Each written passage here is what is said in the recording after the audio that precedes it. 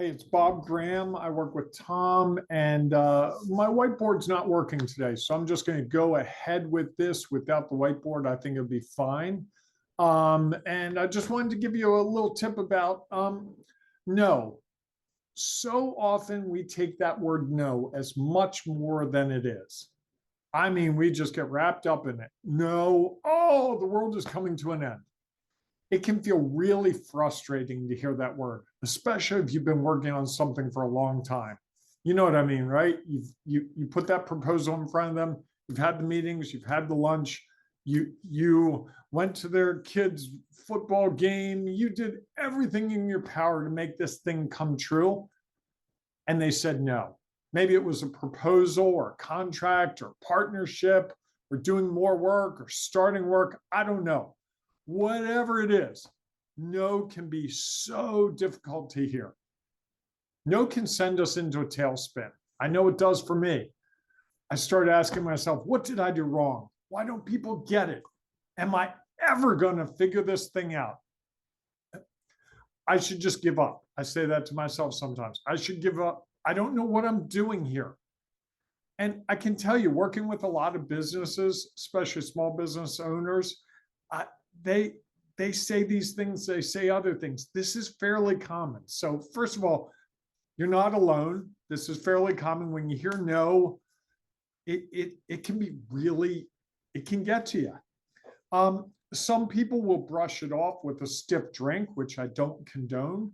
Other people will take it out on their employees, their spouse, their kids, their dog, their cat, traffic, whatever, trying to get past it because they don't know how to process that. Other people crawl into hibernation like a bear, hoping to come out in a season or two, having forgotten the whole damn thing. That doesn't work. Yet others barrage the next potential customer with even more great stuff about them and their product or service. So that way, maybe you'll find the right words. Maybe you'll find the magic to overcome the objection that last person had that caused you to get that no. That doesn't work either. Here's one thing that I've found does work. I have more tips and tricks, but let me give you one. I wanted to give you one to consider now because it's quick and it's easy. Well, maybe it's easy. I'm not sure. It depends. Just consider no as a piece of data. That's right. No is no different than yes or maybe at the end of the day. We give so much weight to no. We give so much weight to yes. We don't give as much weight to maybe. But it's just a word. It has no more value than any other word. It's just a word. It's just one person's perception of the situation. Just so happens to be a potential customer, but it's their perception. And it may or may not be true, and it may or may not be a final answer. I've had people say no to me, come back later and say yes. Only time will tell. If you could have controlled the situation more to get them to a yes, you probably would have, right? But you can't.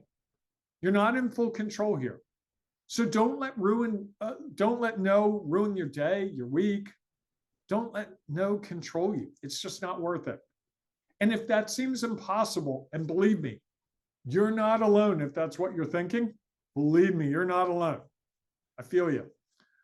I'd love to talk to you about more tips and tricks I use to help small business owners like you get past the no in their heads. Just DM me or put something up in the comments. And it's okay. We can talk about it and see what can help you move past the no more quickly, because it can really be a problem. I know people that have closed their businesses because they got no.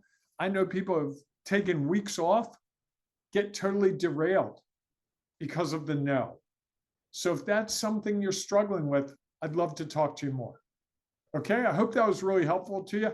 Have a great day, and hopefully the next word you hear from someone is a yes.